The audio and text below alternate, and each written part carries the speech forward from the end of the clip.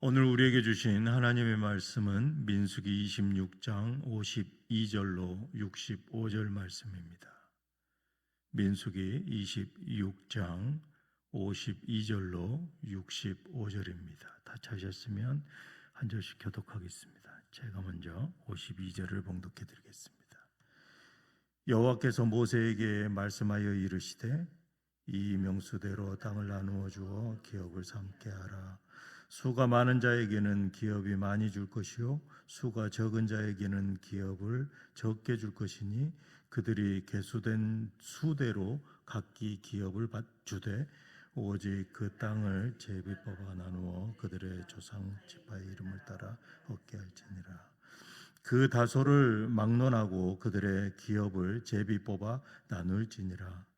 레위인들로 계수된 자들의 종족들은 이러하니 게르손에게서 난 게르손의 종족, 고하색에서 난 고하 종족과 무라리에게서 난 무라리 종족이며, 레위 종족들은 이러하니 림니 종족과 헤브론 종족과 말리 종족과 무시 종족과 고라 종족이라. 고핫은 아므람을 낳았으며 아므람의 처의 이름은 요게벳이니 레위의 딸이요 애굽에서 레위에게서 난 자라. 그가 아브람에게서 아론과 모세와 그의 누이 미리암을 낳았고 아론에게서는 나답과 아비후와 엘르아살과 이다말이 낳더니 나답과 아비후는 다른 분을 여호와 앞에 들이다가 죽었더라. 1개월 이상으로 계수된 레위인의 모든 남자는 2만 3천 명이었더라. 그들은 이스라엘 자손 중 계수에 들지 아니하였으니 이는 이스라엘 자손에게서 그들에게 준 기업이 없음이었더라. 이는 모세와 제사장 엘르아살이 계수한 자라. 그들이 여리고 맞은편 요단강 모압 평지에서 이스라엘 자손을 계수한 중에는 모세와 제사장 아론이 시내 광야에서 계수한 이스라엘 자손은 한 사람도 들지 못하였으니 이는 여호와께서 그들에게 대하여 말씀하시기를 그들이 반드시 광야에서 죽었으리라 하셨음이라.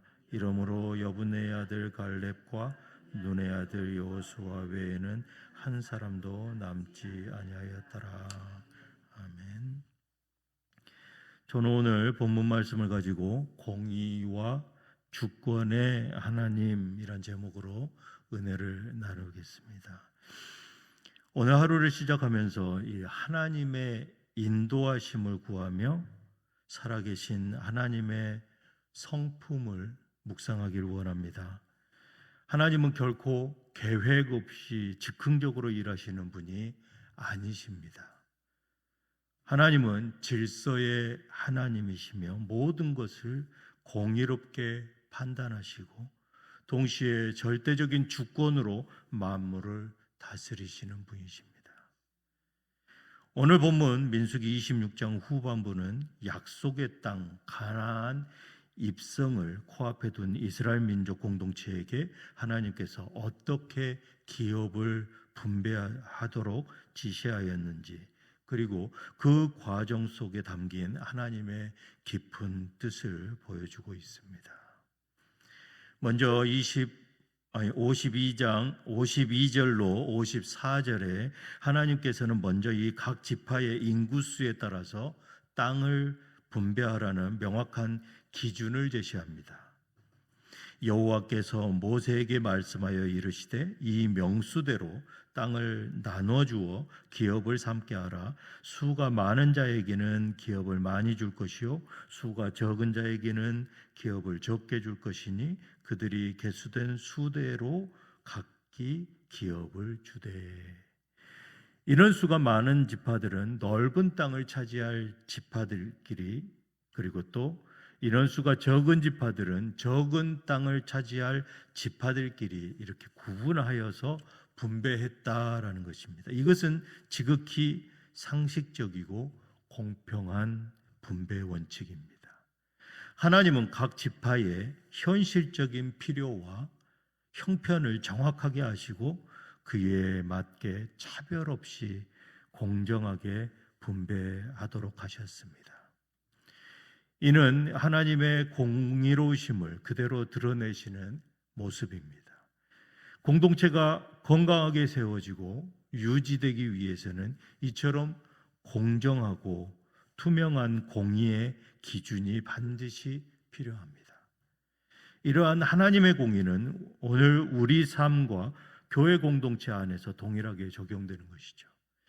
하나님은 각자에게 주신 은사와 재능, 그리고 처한 환경과 필요, 이것에 따라 가장 적절한 사명과 복을 허락하십니다. 그러므로 내게 맡겨진 것에 감사하며 최선을 다하는 믿음의 자세를 가져야 하는 것입니다. 그런데 여기서 흥미로운 점은 이렇게 명확한 인구수 기준을 주셨음에도 불구하고 실제 땅의 구체적인 위치와 할당은 제비 뽑기를 통해서 이루어진다라는 것입니다. 55절로 56절에 오직 그 땅을 제비 뽑아 나누어 그들의 조상 지파의 이름을 따라 얻게 할지니라. 그 수가 많든지 적든지 제비 뽑은 대로 그 기업을 줄지니라. 왜일까요? 이 제비 뽑기는 인간의 의지나 능력이 개입될 수 없는 전적으로 하나님의 뜻에 의존하여 나타나는 결과를 맡기는 방식이기 때문입니다. 잠언 16장 33절에 보니까 제비는 사람이 뽑으나 모든 일을 작정하기는 여호와께 있느니라. 제비는 우리가 뽑습니다. 하지만 모든 일을 결정하시는 것은 여호와 하나님이시라는 것이죠. 하나님은 공정한 기준을 세워두고 최종 결정과 결과는 하나님의 절대적인 주권 아래에 있습니다. 우리는 이 하나님의 뜻을 구하며 간절히 기도하고 모든 일을 작정하시는 하나님의 뜻과 하나님의 주권에 그 결과를 맡겨드려야 한다는 것입니다. 때로는 우리가 이해할 수 없는 결정과 결과일지라도 하나님의 주권이심을 믿고 의지하시는 우리 뉴장의 모든 성도들 되시기를 주님의 이름으로 축복합니다. 이제 57절로 62절을 보니까 이 레위 지파를 특별한 기업으로 세우십니다.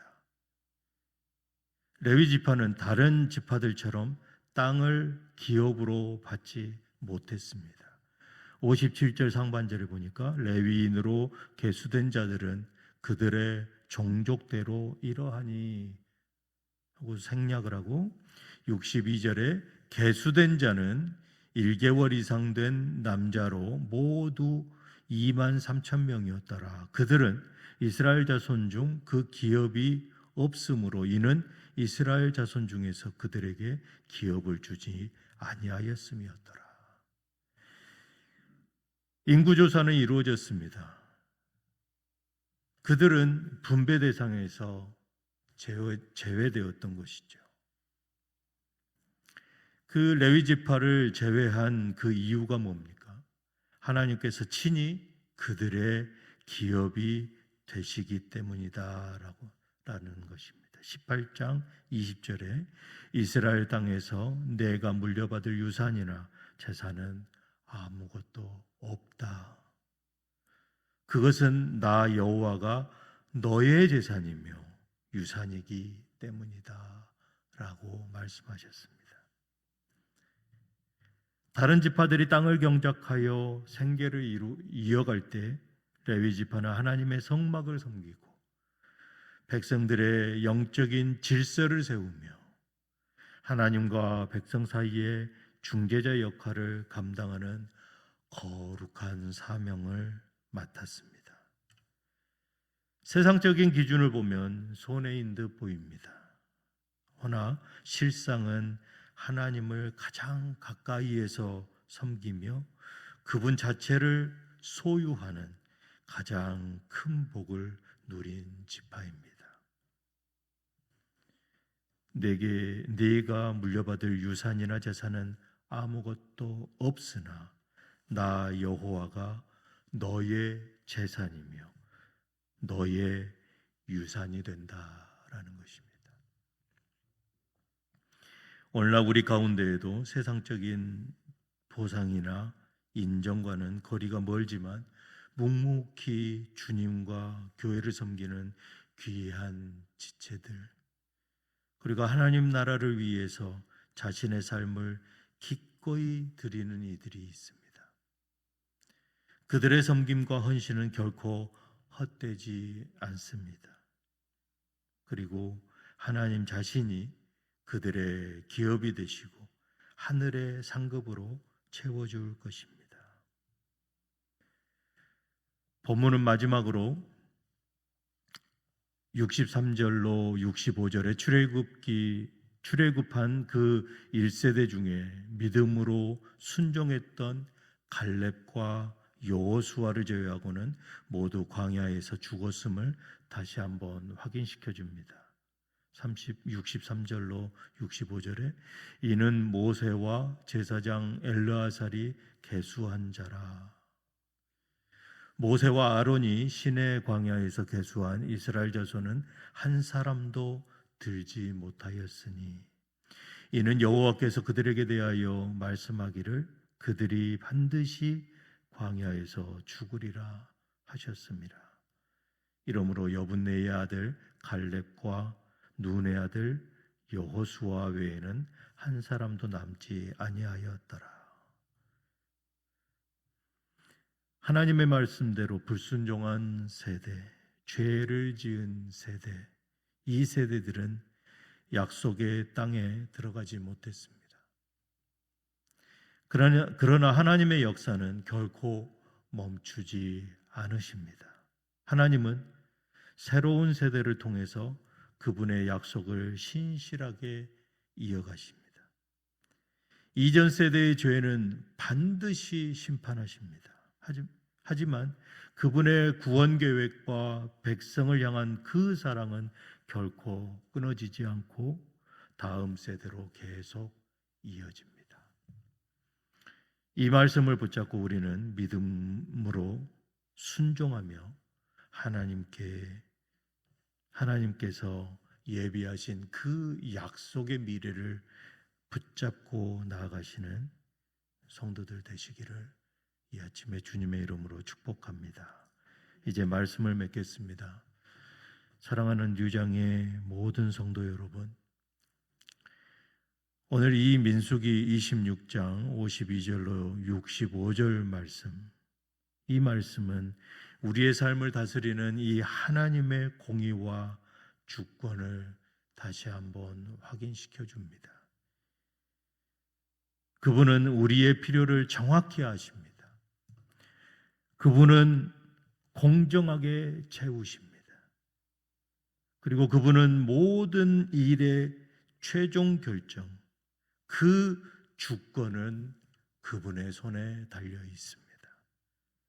또한 세상의 것이 아닌 하나님 자신이 우리의 가장 큰 기업이시며 실패한 과거에도 불구하고 하나님께서는 다음 세대를 세우시고 신실하게 약속을 이어가시는 분심을 깨닫기를 주님의 이름으로 축복합니다. 오늘 하루 그리고 우리의 남은 모든 생애 동안에 우리의 삶과 또 우리의 교회, 우리의 가정을 하나님의 공의와 주권으로 다스리시는 여호와 하나님 그분께 전적으로 맡기고 온전히 신뢰하시기 바랍니다.